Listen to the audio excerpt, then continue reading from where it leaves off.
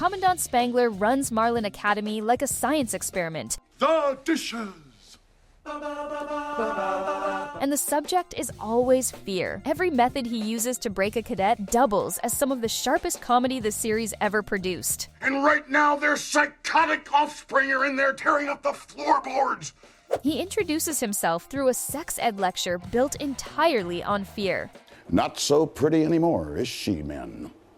Slides of lesions and chancres, a tone that treats desire itself as contamination. Furuncles. Such is the price of weakness. When a cadet points out that one slide is upside down, Spangler doesn't blink. No, son.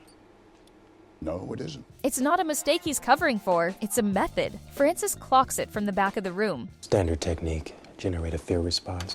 Make the brain more receptive. Spangler isn't a screaming tyrant. He's closer to a psychologist who happens to wear a uniform. Remember, son, a good soldier always checks the chamber.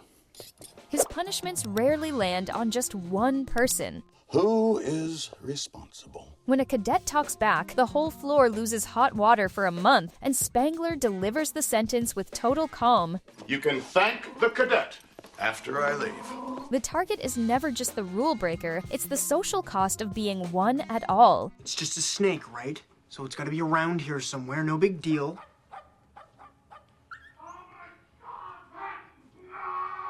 When his dog Patton is eaten, Spangler addresses the Academy mid-eulogy. Leaving aside for the moment why God feels the need to take away everything that I love. Pivots straight into producing evidence and handing down 2 months without television, hot water, or a curfew past 8. Feel free to thank the cadet after I leave. He doesn't separate sentiment from control. They run on the same circuit. His most disturbing tactic shows up with Richie. Don't you think that I know Richie is a moron? Hell, he is a cancer.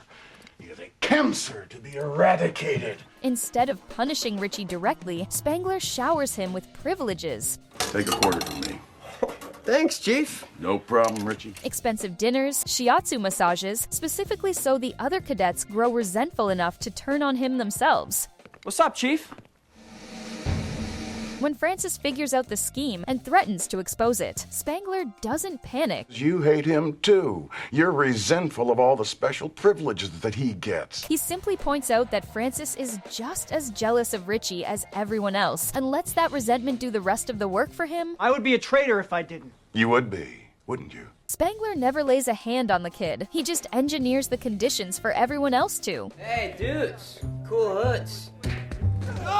He's just as exact when his own ego gets involved. Anything worth doing is worth doing well, whatever I do. He beats Francis at pool for weeks, lecturing him about commitment and focus. I focus. I push myself. Fully convinced every win is earned. And until you focus, Francis, she is never going to be your dance partner. When it surfaces that Francis has been hustling bars and letting him win on purpose, Spangler doesn't take it as flattery. I am not a child. Do you really think me so petty that I would throw a tantrum over something so small as a game of pool? He sets up a no-win rematch on the spot. If you don't win, picture yourself, 0400, sent outside into the bitter cold to raise our school colors and stand at attention for 3 hours until reveille is called. Or beat him fair and be miserable indeed. Francis, you can't win.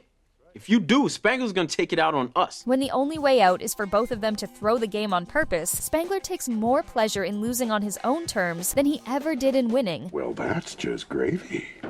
May the best man lose. Even his pride comes with terms and conditions. Good playing. Yeah. Same to you, sir. The control extends to discipline itself as theater. After a phone violation involving local girls and a contraband boombox, he casually mentions, The loophole has allowed me to unretire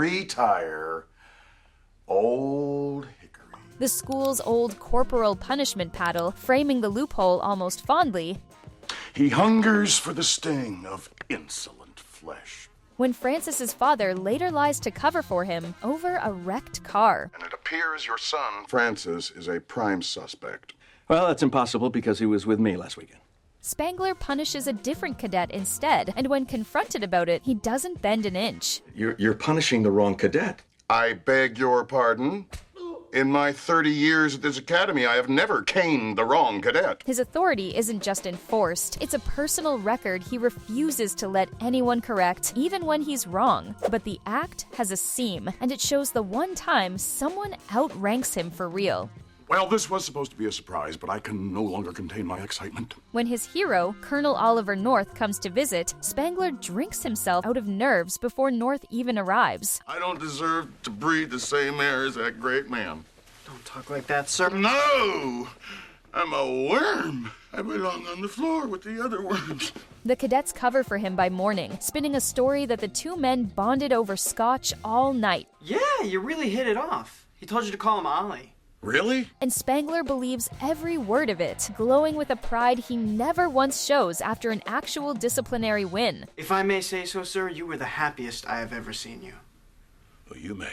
A man who built his identity on command can't function the second he's the one being evaluated. He's most dangerous, though, when he isn't angry at all. What about Gandhi? Sissy. During a hunger strike over a confiscated television, Spangler doesn't threaten or argue. Ooh, I feel the pressure already. He walks in and cooks an omelet in front of the starving cadets, narrating each ingredient out loud. Black Forest ham, imported cheese, porcini mushrooms. Until one of them breaks before he's even finished plating. Oh, what the heck? Give me the works. He wins without raising his voice, because he understands exactly what people are. And when the strike ends anyway, he congratulates the cadets on their teamwork without a trace of sarcasm. You have shown strength of will, teamwork, and a willingness to sacrifice. Well done. He respects the attempt even as he dismantles it. Even his sense of humor runs on cruelty. When local girls flood the academy during his mother's visit, Yeah, I'll take you, and you, and you, and you. chaos breaks out 2 buildings over. They say my underpants! Spangler's instinct isn't to stop it, it's to bury it. We are going to do what any self-respecting member of society does in a situation like this. We're going to keep it quiet. The school is on fire, literally, and his priority is optics. This happened once before in '72. We had to bulldoze the amphitheater. It's the same instinct behind every punishment he hands down. Not justice, just control of the narrative. And the show eventually makes him pay for that instinct in the most literal way possible. Thank you, Cadet. On Francis's last day, after years of calling him bullheaded and impossible to teach, Spangler turns the speech on its head. But your insolence and stupidity have been the irritating grain of sand around which has formed the pearl of my renaissance. Then he hands him a sword, a ceremonial blade normally reserved for cadets who've distinguished themselves. Thank you so much. Careful, that's razor. The same man who spent 3 seasons engineering double binds and collateral punishment ends the show with 2 hooks where his hands used to be. That's what makes him the most sadistic, brilliant authority figure in the show. And if you want to see every single time Hal and Lois couldn't keep their hands off each other, that video is up next.